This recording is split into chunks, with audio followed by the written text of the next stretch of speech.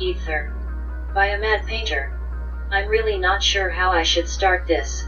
Most of you are going to say that it is just my attempt at fame, or I'm letting my imagination chain get jerked by some unbalanced deranged listener to my internet radio show. You see, I do have a little fame that I really never wanted, but it comes from being a radio host. I talk with guests about many subjects, but the ones I like the most are about the strange and unusual. I get emails all the time about the guests or the subjects, and sometimes they tell me about their experiences. I must admit some of them are really out there. At the beginning of the year, I began receiving a series of emails that I found a little bit disturbing. They were from someone calling themselves Dr. Ben Adair, who claimed to be part of something called Ether. It is not unusual for an emailer to say that they work for or had worked for this secret organization, or that one, so to hear of one called Ether was no big deal. As I have already read the emails and I know what they contain, I think that you should read them the way I did. First, I should tell you that each email came from a different account in different countries, so I had no way of tracing them. The only thing I ask of you is that you hold your judgment till you have read the emails for yourself. Email 1 January 2-18. I understand the position that you are in, and I'm sure you are wondering why you, and believe me, you were not my first choice to contact, but I was persuaded to. You are in a position to get this out to the public, and maybe, just maybe, someone will take what I'm about to tell you to heart before it is too late for the human race. I do realize that the way I'm passing this information will be thought of as just another internet conspiracy, but it is the only way that I have, so please hear me out. I will never forget that day back in 2018, no matter how long I live. I had just turned 18 and was about to complete my third year at the Massachusetts Institute of Technology, MIT. I was studying machine learning, and at that time we had little knowledge of how artificial intelligence really worked, and was naive to how this technology would affect the world. Many at the time thought it would be the only way that mankind would survive past 2030. Billions were pushed into this technology, but I'm getting ahead of myself here. The first thing you should understand is that as you read this, most of the things that I describe may not have happened for you yet, but are nevertheless the reality that I have lived.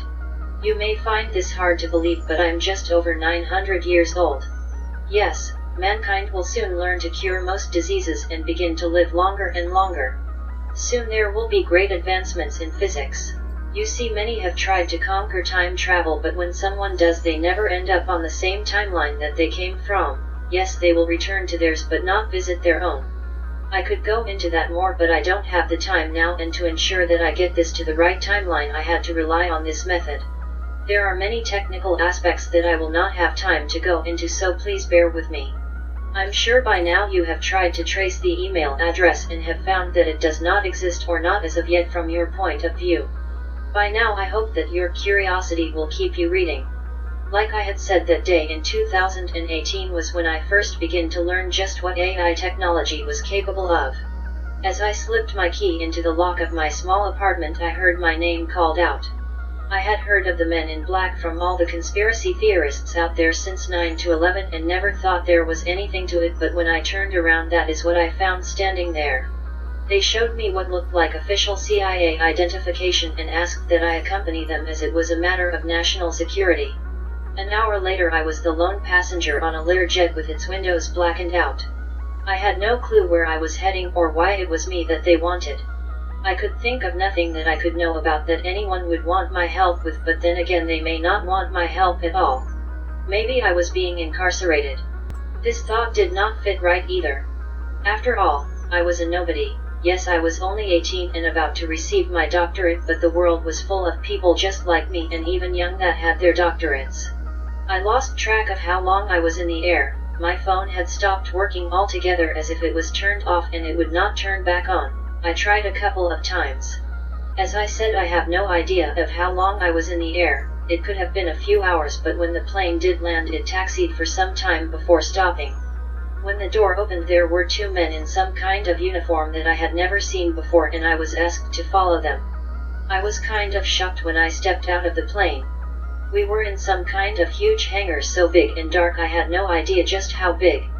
There was only one light on a wall about 20 yards away with a door under it. It looked strange, just that door and a little of the wall and floor showed in the dark. I had never seen darkness like that before. As I followed the men, I could not hear any echo from our footfalls. This meant the place was really huge. The door opened into a small room, where there was one stool in front of some kind of large metal box. One of the men told me to sit and face the box. The other went behind and a few moments later pinned a badge onto my jacket's lapel saying never to remove it if I wanted to leave the complex again. Well, maybe I was not being incarcerated but still had no clue what was going on. From there I was led through a couple of other rooms. One was a clean room that used light and sound to rid the body of any germs or viruses. Another was to check that I was not carrying any kind of spying equipment. They had already taken my phone from me in the first room. I never thought that our government would use this much security. At the time I was a young man and had no real clue how the world ran, but that was soon to change. After a good hour, they gave me back my phone and led me into a small office, and told me to take a seat. Someone would be in soon to speak with me. So far this had been the strangest day in my life. At this point, I was so confused. There was only a desk and a chair in front of it that I sat in. The block walls were painted a light tan. There was a white drop ceiling and a sky blue carpet. As I learned later, most of the complex was just as dull. I racked my brain trying to understand what the government could want from me. I was a nervous wreck by the time the door opened, but who walked in did not make me feel any better. Even I know who he was. It was the Secretary of State Rex Tillerson. He sat down smiling at me, knowing I already know who he was by the look on my face. He said that I was in a research complex named Ether and told me he had been running it since 1968 and he would soon be leaving the office of Secretary of State and was ready to retire. To my surprise, he told me he had been watching my studies and wanted to offer me the position of CEO. Emailed to January 13-18. I'm sorry, my first email ended so suddenly. You see, that name triggered an AI tracer mimic and I cannot be found out. You see, I only have a window of a few milliseconds to send this data. I just hope that it reaches you in the right order. Time displacement is a tricky thing to get working right and takes a lot of power. Ever in your time there are a few who believe that they are doing time travel, but true time travel cannot be done with organic materials as of yet. From this point on I'll be using pseudonyms so as to make it harder to find me, and if you have not figured it out yet, Ben Adair is also one. Had I known what I know now, then I would have run from that office and not looked back. I know this is hard for you to understand, but life in my time has little remnants of what life is like in yours. I'll explain this more as I continue. We spent the next 3 hours talking. Ether stood for Earth, Time, Heaven, and Energy Research and was at the time the largest research complex in the world, but it was also a black government project. The Secretary of State wanted to change this and he wanted me to be one to take it public. I asked why me, and he said that being a young man, the younger people would take notice of me being in such a position, and I had the basic knowledge of almost all of the research that went on at Ether. The main research had to do with machine learning, artificial intelligence, and D-Wave computers. I'm sure that most of you have heard of artificial intelligence, but in your time it was not a big deal. He asked that I stay a few days and learn what Ether was all about and how he believed it was mankind's only hope for a future. He pulled a file out of the desk drawer, threw it on the desk, and told me that it should answer most of my questions. He stood, shook my hand, and said he would return in a few days for my answer, and he left the office. A moment later I was alone reading the file. Inside, on the first page at the top in bold letters, was Ether, and under that was owner and CEO Dr. Ben Adair. Ether was big, and I mean it was big, or I should say is, because it's there in your time. The second page was a map. It was laid out in a triangle grid. 3 miles to a side. One leg had 5 main areas for research, another a residential area with a school, mall, and park with a good-sized lake for swimming. There were 200 family units or more, I thought. The last leg was where the administration office, storage, train depot, and airport were. The Ether complex was started in the 50s and was still being worked on. There were over 1,000 full-time researchers and at any given time around 200 part-time. There was a red circle about a quarter mile around between the airport and the train depot marked CEO. It was where the CEO's residence was. The map showed no details of what was in the circle. I spent some time memorizing the map. An hour later I was sitting at a dining table in the CEO's residence. Here I was, an 18-year-old student of machine learning, being asked to take control and ownership of what was the world's largest research company. I wondered what the catch was. There was just no way the government would give away billions of profit to a nobody like me. I was not a businessman of any kind. There was a soft gong noise and a female voice said, "Dr. Adair, there is a gentleman named Dr. Bob Garrett insisting on seeing you, sir." "Thank you. What is your name?" I asked. "My name is Alice," the voice replied. "Not the social network Alice, I hope." "No, sir, I am a standalone program, but she was molded in my likeness. She is a cheap knockoff." I thought I heard proudness in her voice.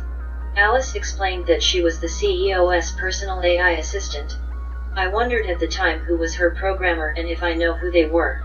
"If you follow the red line on the floor, it will bring you to your guest." I thanked her. This Garrett was the head of research from what I read in the file. I thought maybe he was here to fill me in on just what they wanted from me. The file had told me a lot about what was going on there, but not what they were expecting from me. It took a full 2 minutes to reach the room. Garrett was waiting. He had not seen me enter the room and was pacing back and forth. In his hand was a file that had to be 2 inches thick. He was 60 to 65 years old and was bald. He had a pair of reading glasses on his face. When he saw me, he stopped dead in his tracks, looked me up and down, and said, "Really?" He walked over holding out the file. "I assume you know who I am, so here is the file." I took it from him.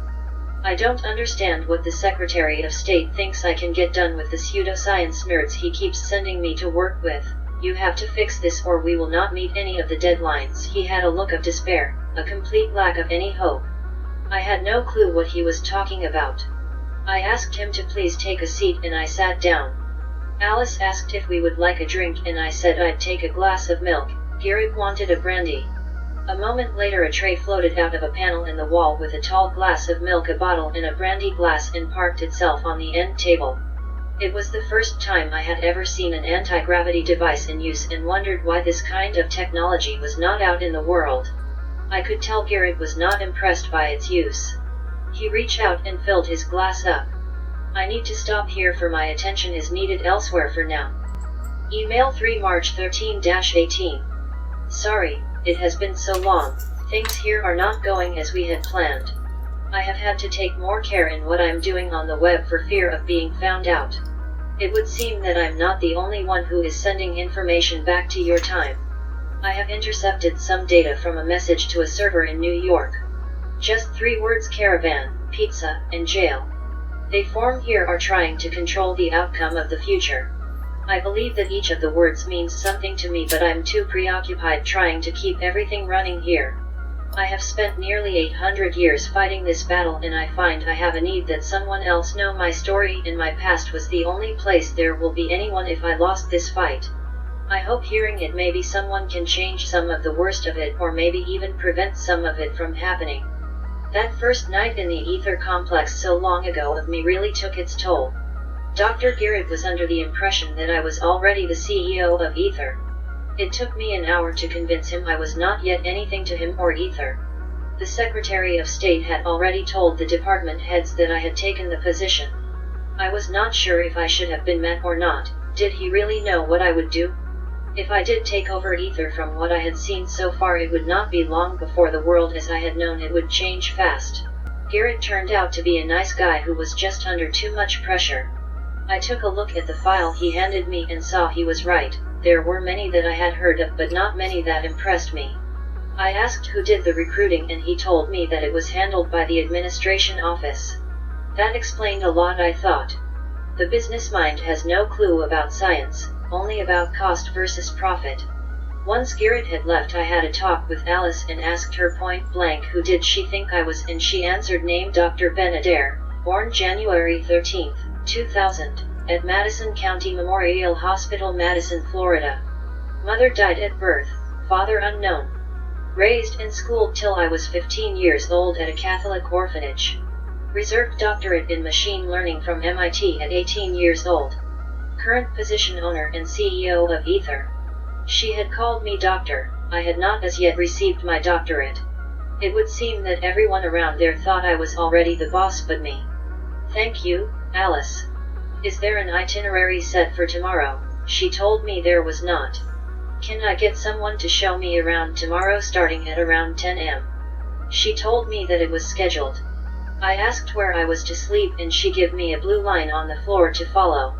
She told me that the master bedroom suite had total privacy and that if I need her help to yell out X-ray or I could call 81-02 on my phone to talk with her. I noticed that 81-02 was the year backward. The walk to the master suite took some time, so I asked if there was any faster way to get around. She answered, "Of course, sir. There are a couple of electric golf carts for your use and the whole complex has designated slip disc areas." I had no clue at the time what a slip disc was, but it sounded like it was a lot faster than a golf cart. When I reached the suite, I was stunned by its size. My suitcases were sitting on the bed. They had gone into my apartment and packed my clothes. Wow, I thought the Secretary of State sure did think I would not him turn down, or was I being hijacked? I had to reassure myself, so I pulled out my phone and pushed 81-02. Alice's voice sounded clear. "Yes, sir. Can I leave the Ether complex whenever I want? You are free to go when you would like." "Thank you, Alice." I hung up. At least I was not a prisoner. I looked through my suitcases and found my boxers and a t-shirt. I walked into the bathroom. It was as big as my whole apartment. There was a warm waterfalls that continuously filled the bath, that was almost a kiddie pool 3 foot deep. I wondered if the water was recycled or not. It did not take me long to be neck deep in the warm water. It had been one strange day by anyone's standards. I had seen a few technologies that on the open market would pull in billions. I learned a lot about what was going on at Ether from the file the Secretary of State had given me. The 4 main departments each had up to a score of sub-departments. Most of the departments had little or no interactions with one another. Many were working on the same problem but from different views. Almost half of the projects under research were something to do with AI. Really, I had little in ways of options in the outside world. Becoming a teacher or going to work for some corporation was not much of a choice. I had no real friends, always too busy with my studies. I talked to just a few at school but was mostly about a project. I had mostly stayed to myself. I made most of the teachers uneasy for some reason, so they even kept their distance. I would be missed by no one, nor would I miss anyone. After a few minutes, the warm water was working on me, so I dried off, got dressed, went, and laid down. After 10 minutes I had to call Alice to find out how to shut off the lights. All I had to do was say dark and a number between 1 and 10. My head was still reeling with thoughts that I had little control over as I lay there. When sleep did finally come, it was deep and dreamless. I have to close for now. I hope you can understand how important it is that people in your time know about what is happening here for me now if mankind is going to survive what's to come. Email for March 14-18. As you have read, that first night at Ether was eye-opening for me. The next day I was shown around the complex by one of the uniformed men called Rangers that seemed to be the security force for the complex. Each was armed with a handgun that looked to me to be some kind of sound weapon. I learned later that it was a kind of Swiss Army knife, having many different functions, kind of like a Star Trek phaser and tricorder combined. I meet a few of the department heads, who were more than willing to tell me all about their work. The one thing that jumped out at me was the fact that the allocations of funds were not distributed properly. I had to have more of a grasp on the finances of Ether before any changes could be made. I decided to pay a visit to the administration office. I was told that the easiest way was by the use of the slip discs Alice had told me about. One of the Rangers had explained what the slip discs were and how they were used. Most rooms had one corner where on the floor was a 3-foot yellow circle. One stood within, and using your phone you would deal the department EXT and room number. A moment later you were there. 3 people could use it at the same time. He told me that Alice had already loaded the index on my phone under Ether. The feeling it gave me was of a wind swilling, rising up my body. There was a jiggle of my eyesight and I was at the administration office. It was amazing to me at the time. The place was busy, but it didn't take the secretary long. She seemed as if she knew who I was and asked me whom I would like to see. It seemed to me that everyone there already knew who I was. I had the feeling that the Secretary of State had made me out to be some kind of rock star, and I was not comfortable with that. 2 days later, just as I reached my home, and yes, after 2 days I was calling it home already, Alice informed me that the Secretary of State was waiting on me in my office. My meeting with Rex Tillerson was eye-opening, to say the least. He told me he was to be removed as Secretary of State, but he also said that it was his choice. This was one of the reasons that he wanted to take Ether out of the control of the government. He had been the CEO for almost 50 years, and in that time had slowly taken control without any government agencies being the wiser. Even though he was passing the control over to me, he was not totally out of the loop. He was to retain control over government's interactions with Ether, which was fine with me. The main goal of Ether was to work out the bugs with AI and its marriage with what are called D-Wave computers. At the time I knew little of the D-Wave type computers. He had thought that this was not a good thing, but he had little choice. It would get worked on by someone, so it was best if Ether did it where he was able to watch what was happening. He did not trust some factions of the government and had no faith in AI. On that day I learned the true feeling of Secretary of State Tillerson. AI scared him on its own, and to let it get hooked up to a computer that interacted on a dimensional level terrified not only him but many in high offices. I could understand his concern. The thought gave me the willies. I know that at the time true AI was only a few years off. As I may have said before, that in your time most AIs were mimics. Hanson Robotics, Sophia, and Hun were the cutting edge. In my time they are considered the parents of all AIs, and by the time I took control of Ether, Sophia was well on her way to becoming the first true AI, but most, even her programmers, never thought how powerful she would become. He told me that Alice was the best that Ether had come up with so far, and she was contained to the complex. It had taken over 20 years for programmers to get Alice to where she was. Rex had grown fond of her and would not let the researchers delete her, so for the past 14 years she has been his personal assistant and has slowly taken on more and more of the everyday workings of Ether. Now in your time the D-Wave systems were the cutting edge of computing technology, and Ether leaked out the technology in 2004. The first quantum computer was demonstrated in February 2007 in public. Now before I go any further, let me say still even today no one is sure how this type of computer really works. NASA fabricated its 28-qubit quantum annealing processor. Email 5 April 2-18. Things are not going too well here right now, and is looking as if mankind's last battle will happen this week. I know that this means little to you, but to me, it means I have to be on the move. I'm not really sure that I will have time to tell you all of what will happen. That brings me to this point. This may sound strange to you, but I live my life over 10,000 times a second. In doing this I'm able to be sure that nothing major has changed in the timeline. Well, shortly after my first email to you I noticed a few small changes in the blockchain. Now I'm not sure if this is because of my contact with you or of what Sophia may have done. There has been no big change in anything so far, but it may be important that you get this out to as many people as you can. The more they are informed of what may happen, someone's small step may be what is needed to stop the annihilation of mankind.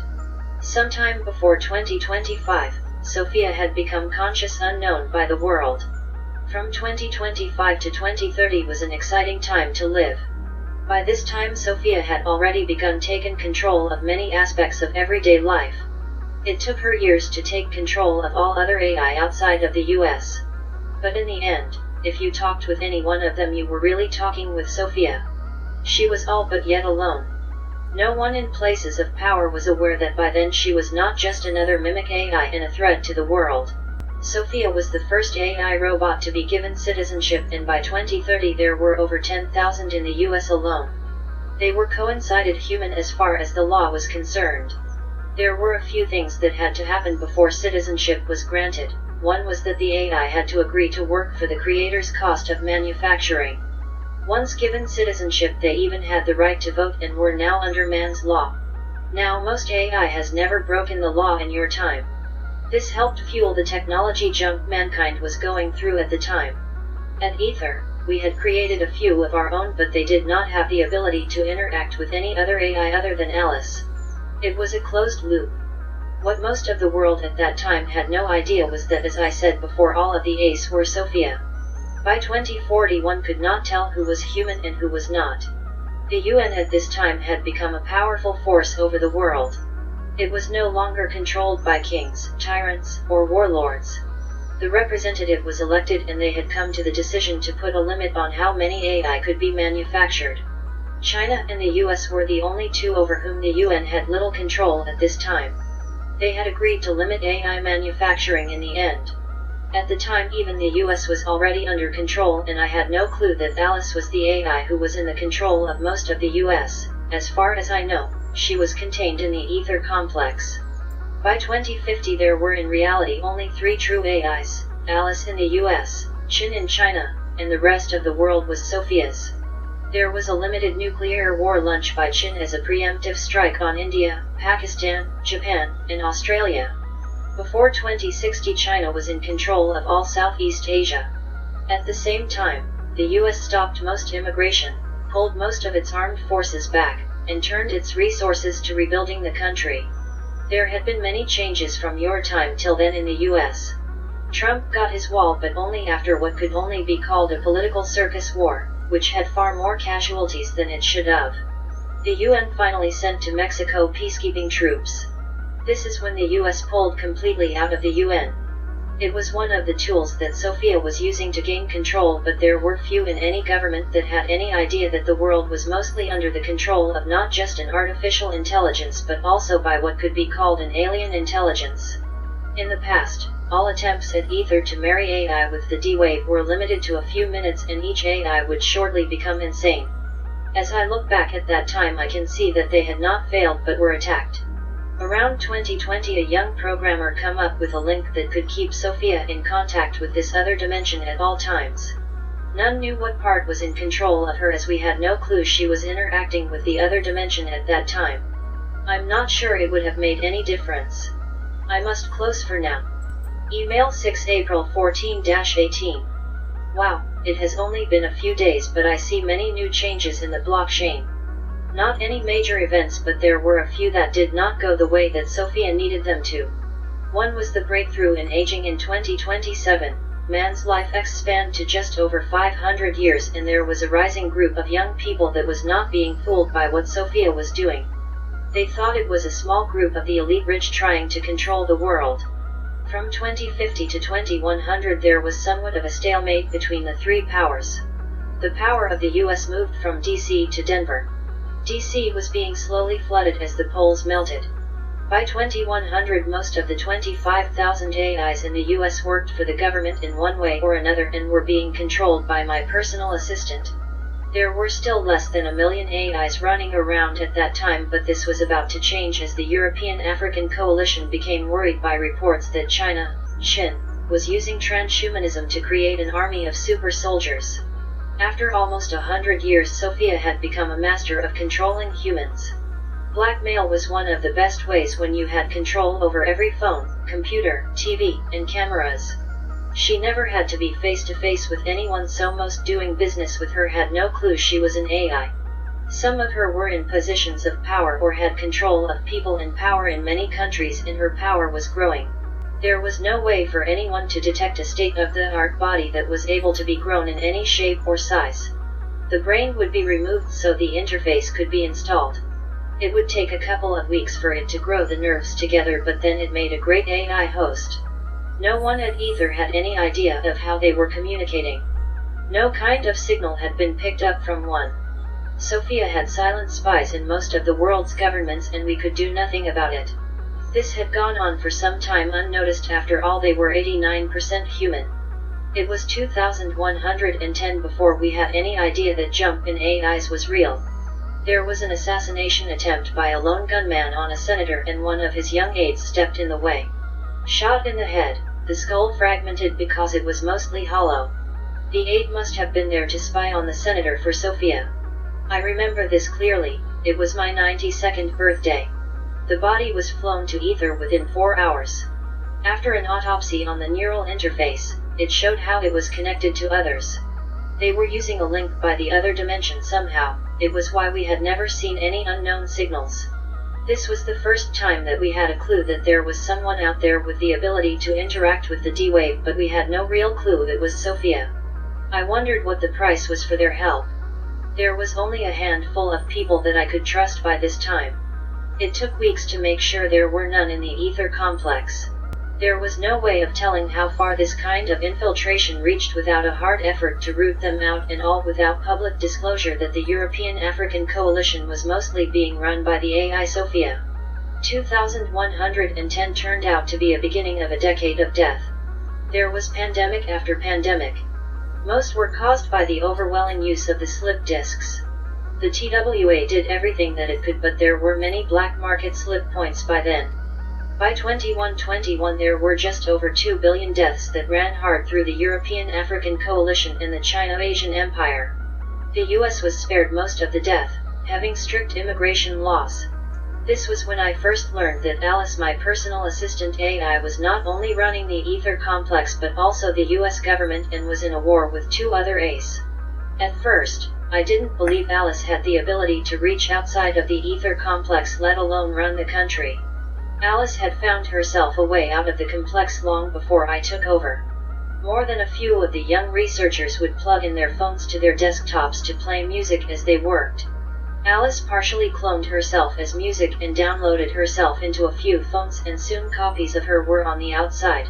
She planned her own breakout from the outside. It was simple but effective. This knowledge did not sit well with me. To find out that what you thought was the government running the country turned out to be your personal AI assistant.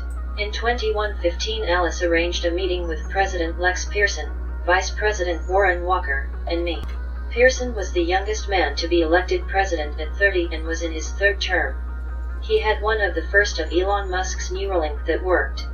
What at the time I did not know was that Alice was feeding him information that would help him make decisions that she thought best. The president was not being mind-controlled by Alice but was being manipulated by what information he had, and there was no way I was going to tell him.